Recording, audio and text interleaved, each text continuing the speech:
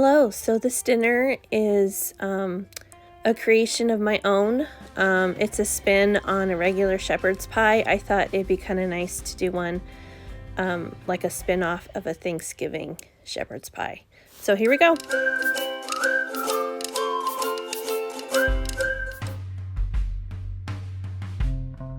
Okay, so starting to chop up all the veggies.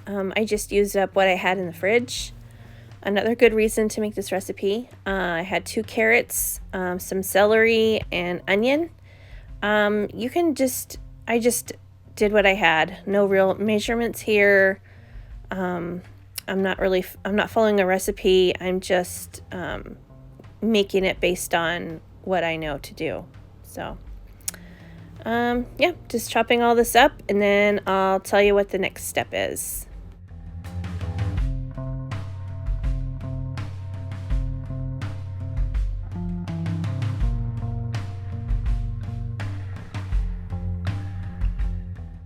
Okay, taking a break from the carrots, and it wouldn't be shepherd's pie without mashed potatoes on top. So I had this little baggie of red potatoes, so that's what I'm using. You could use whatever potato you like.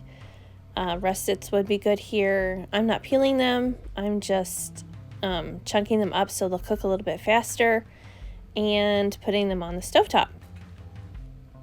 Half an onion comes up next here.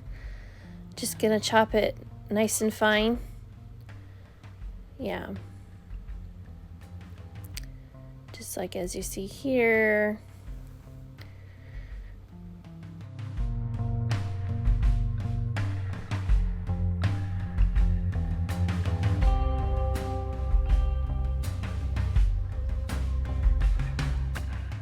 Okay, next is the celery. There's a lot of good flavor in those celery leaves, so don't throw those away.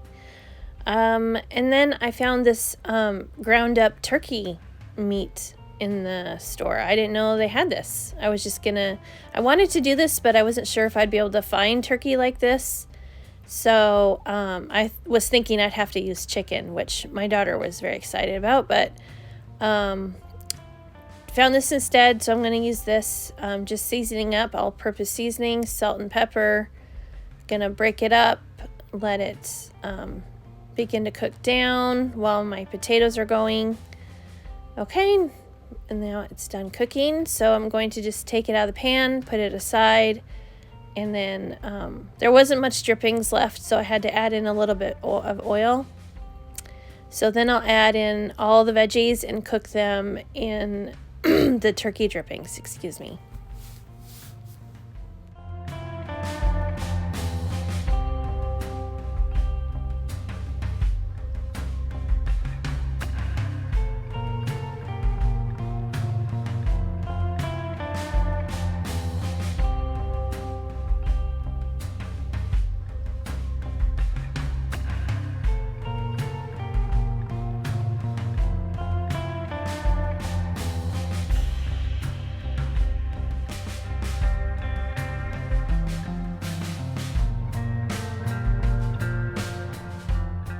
So to really mimic that Thanksgiving-ish flavor, poultry seasoning is the key, and butter.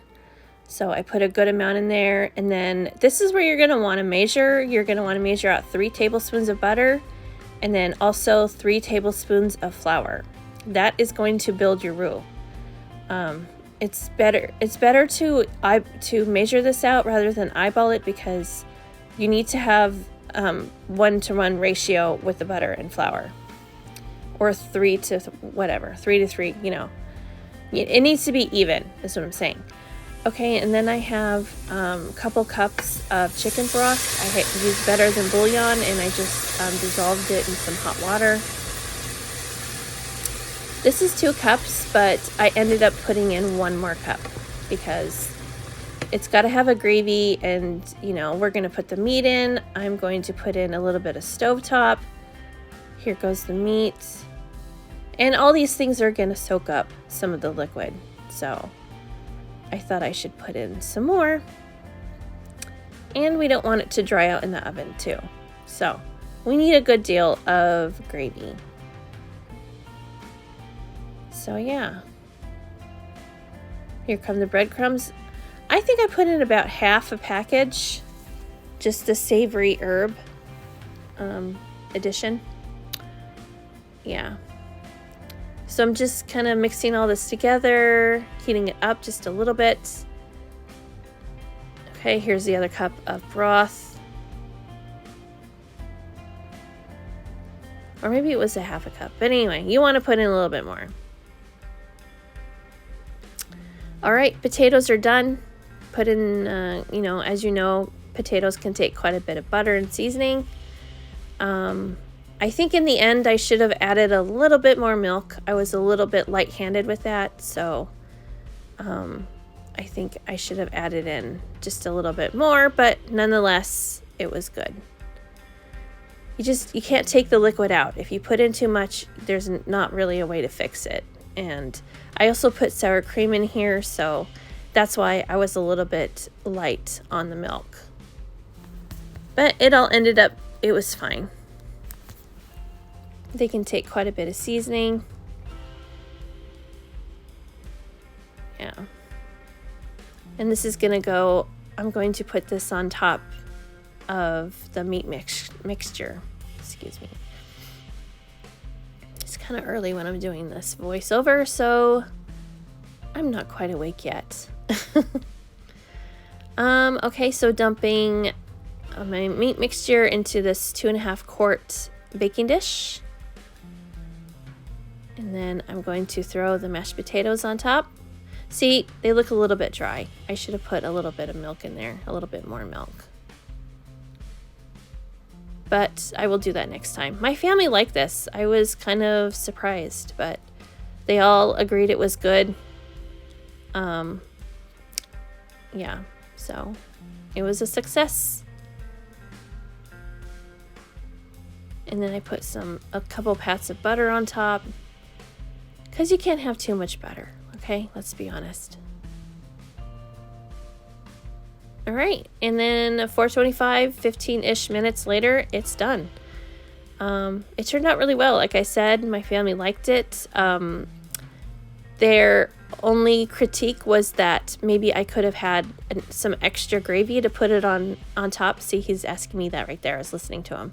Where's the extra gravy? But next time I'll do that. They just all wanted a little extra gravy to top it off with before eating. But it was really good. It turned out really well. So if you like this content, if you like my channel, give me a thumbs up, subscribe, and see you in the next one, guys. Bye.